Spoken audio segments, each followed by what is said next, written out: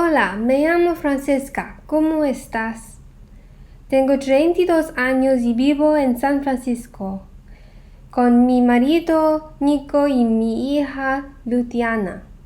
Mi comida favorita es chilaquiles. Hablo inglés y español, and this is my story. So Shakespeare once said, "There is a history in all men's lives." And when people ask me where I'm from, I really can't give them an answer because I really don't know one place where I could name home. So today I'll try and explain my origins here by first talking about my parents and my grandparents, and then talking about myself, my education, and my family. So let's first go into my father's story. My father was born on the island of Puerto Rico, which is to the east of the continent of America. It's so small that you probably won't find it on a map. Puerto Rico was previously colonized by the Spanish, and then it was turned into American hands after the Spanish-American War. So even though Spanish influence has been decreasing, still there's around 50 to 63% of people who are Catholic, and all these people survived all of the diseases brought by the Columbus exchange. And my father grew up in this environment and was accompanied by rock and roll culture during that time. But he wasn't that much of an activist, even though he did see riots on TV and such. So my dad focused more on education because his family was very poor, and his family income, was only 1/4 of that of the mainland. So he worked hard to get his diploma and eventually got an ROTC scholarship, which meant that he could attend university for free, and he then became a soldier. He served as a deputy-in-chief in the Iranian Revolution, and this war was fought in order to maintain American influence in Iran and gain power over oil. However, the intervention in the Iranian Revolution was ultimately unsuccessful. This led to a slight halt in interventions in American foreign policy during the Carter era. And Mr. Carter is one of my favorite presidents because he's the only president in the last 50 years to not have dropped a bomb on another country. And my father had 4 years where he had the opportunity to get another job, and there he became a computer engineer for a computer systems company. It was during this time that he met my mother when she was working as a waitress in a bar, because, as the song goes, the club is not the best place to find a lover, but the bar is where I go. So basically, they got married afterwards and had me, but he was later commissioned to be the deputy chief in the Iraq War. This war was a war on terrorism. Terrorists had recently bombed the World Trade Center and the Pentagon, killing 2,977 people. The nation was enraged, and my father was put on the front lines to protect American citizens and people around the world. Sequentially, he participated in many other wars in the Middle East. My father's military knowledge and leadership grew to importance after the war on terror, and he was commissioned to be second lieutenant. This was an extremely proud moment for us and Latinos alike. He wasn't alone, however. Nearly 20% of the military was composed of Latino people. He knew he wasn't just fighting for Americans, but for the rights of Latino people, just as MLK had.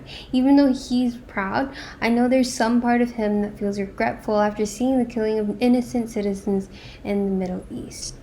On the other hand, my mother worked as a waitress, and in her spare time, she would fight for the rights of illegal immigrants and those of Latino descent.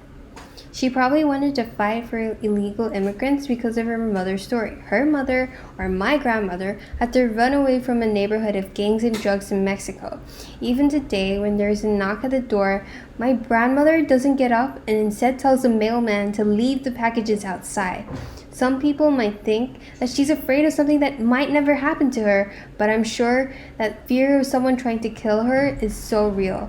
Living in the streets of Mexico as a political activist, she suffered the unrest during the Mexican Revolution and came to America during the Bracero program, where she was a fruit collector. She worked in a factory day and night until she finally saved enough money to rent a small apartment with her American boyfriend. And this is the factory.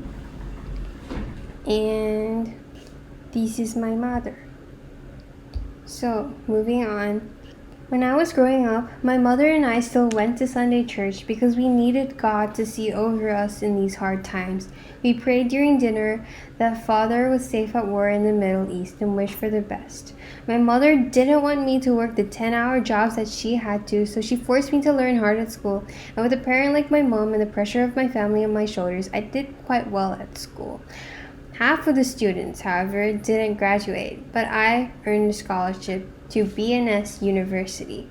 University gave me an opportunity to meet many young activists, and I soon joined them on their mission to help minorities such as Latin American immigrants and Black people.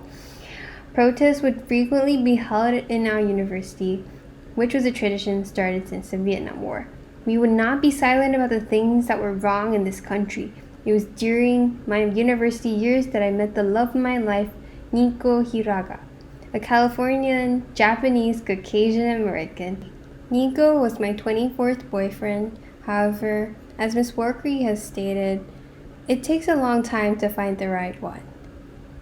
So afterwards, I got a doctorate degree and Nico got his MBA. We got a lot of scholarships because we're first-generation university students, but also because of our race. We're still a minority in the country, so the country is trying to repay its past mistakes of discrimination that discouraged minorities who didn't speak English or were not white from attending education. This discrimination started from the KKK's harassment and death threats of school teachers, the hindering of immigrants from Germany, Italy, and China from attending school during America's age of industrialization, and events like Little Rock 9 that prevented Black people from integrating into all-white schools. Although it is widely believed that lynching and terrorism mainly happened to Black Americans, Mexicans, Chinese, and Native Americans were also subject to the torment of the KKK.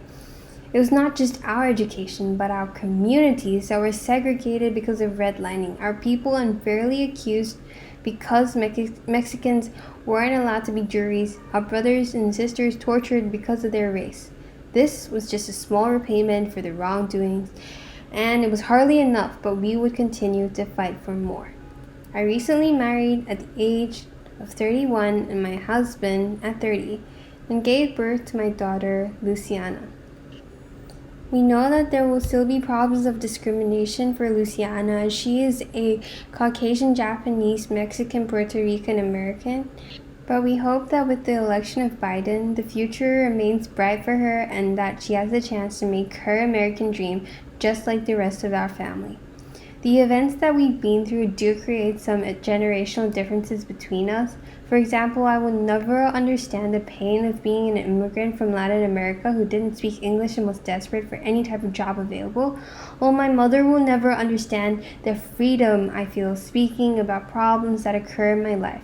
My father's view about the patriarchy and the country's foreign policy also greatly differs from mine.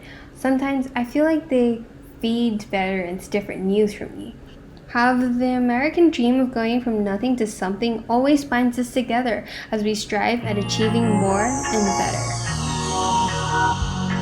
Thank you.